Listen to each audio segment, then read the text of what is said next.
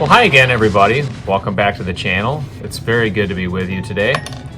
Just continuing on with this series in Datolite that we're doing, I came across a piece of Datolite that I had in a storage bin, and I've just kind of been searching through a lot of different, bins I have and different buckets and stuff, and I came across this piece that was dopped up on a nail already, and it's a great piece of Datolite. It's from the Quincy mine, and let's take a look at it right now, and we'll discover together how to best polish this piece. Okay, so here's this piece of Datolite that I have here. It wasn't on this nail. I put it on this nail just to be able to handle it for the video and to be able to polish it on our polishing wheel. So as you can see, it's a really, really rare type of Quincy Datolite, and I'm really excited to work on this. It's been worked on a little bit. I'm really not sure who was working on it or when they gave up on it, but let's see if we can take a little bit better look at the characteristics of this piece. As I zoom in, you can see that it's got that red, classic of the Mesnard Datolite, that kind of the red kind of goes into that yellow. And so as small as this piece is, it's definitely worth working on just because of the rarity and the color. So I'm gonna probably just get started on it. Anyway, I'm just gonna move over right now to the polishing machine, and we're gonna take a look at this piece of Datolite and see how we can cut it. Okay, so here's our Vever setup in the Rock Studio. One thing that I didn't show before on the video was we went ahead and we put the grit numbers right on the front of our unit. If I move over here, I've got the grit numbers right here in front too. It really helps when you're working on a stone to just know what number you're at. Like on this piece of Datolite here that I'm using now, I'm not even going to use this 80 grit here. I'm probably going to just skip to the 220 and the 260 to start this piece. Also, real quick about this machine is we just did a water drip. So we've just got a 5-gallon bucket of water, and we skipped the pump altogether. So we've just got a feed coming into the T back here, and it just works a little bit better for us. So when we did the video setting up for this cabbing machine, we weren't really sure if the pump was going to work better or if our gravity feed was going to work. I wasn't sure if the gravity would have enough pressure to push through the lines, and the gravity works just fine. In fact, it's great. I turn the knobs on and off, and I've got no problem whatsoever with using the gravity feed to our cabbing machine. So, well, enough of that. Let's get to work on this great piece of Datolite. See what we can do.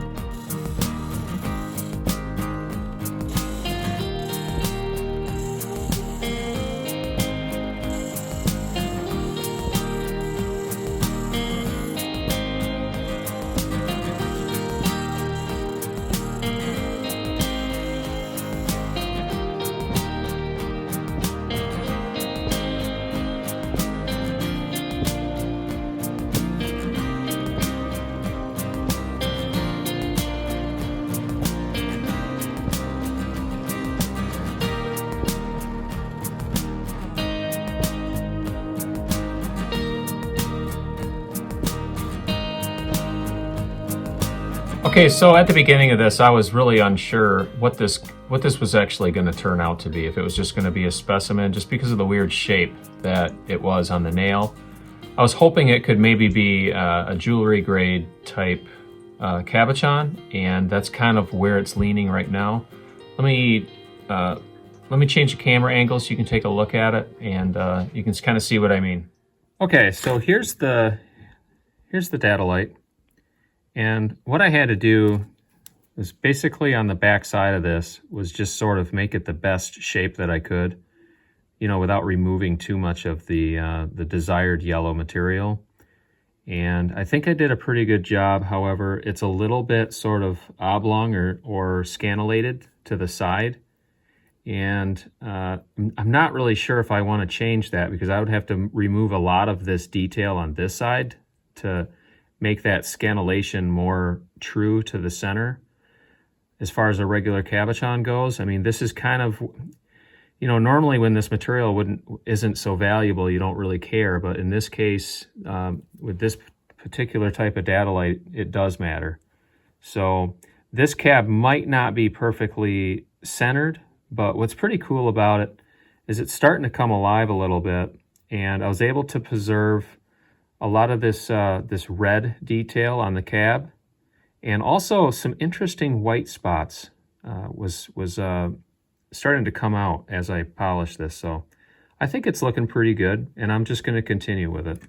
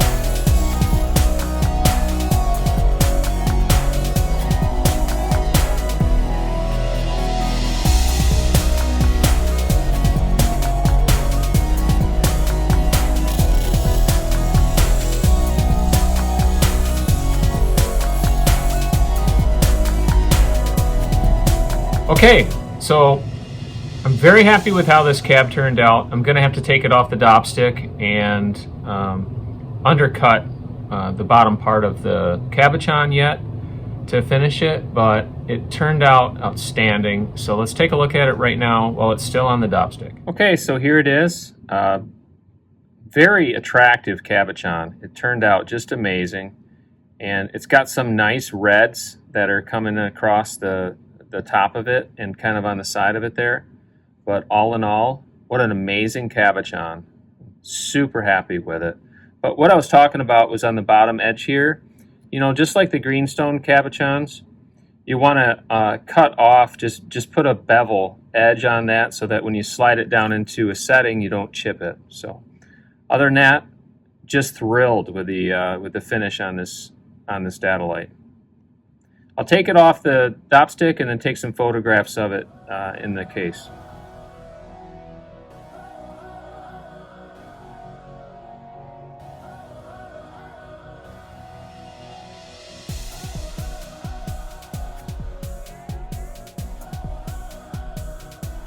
Okay, so I've got the cab off of the dopstick now, and what we're going to do now is just that simple operation of cutting in that bevel on the back side of this cab, just so that it slides into a setting really nicely without chipping the corners.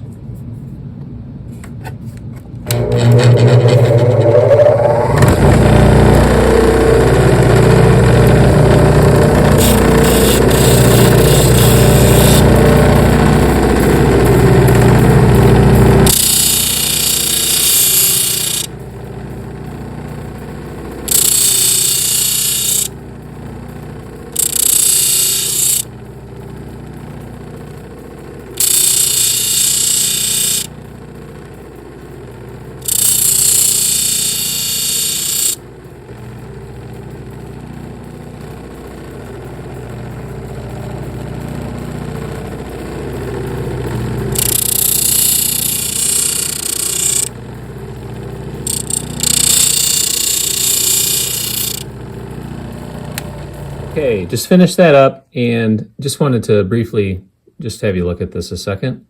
And you can see if I roll this really slow, you can see that little bevel edge that I put on the back side of the cab. And that just makes it so that when you push this into a setting, that it doesn't chip the corners of the cabochon off and damage the cab. And it'll just save you a lot of trouble when you go to set this into a piece of jewelry. So there we go. Well, guys, that certainly was a really, really nice find for me to just kind of go through some old buckets and find that.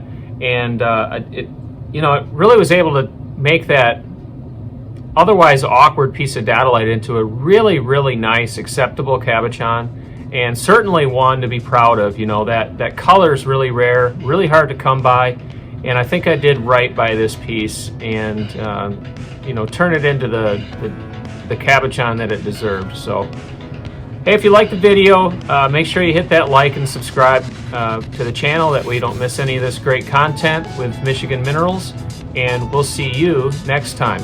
Until then, take care, guys.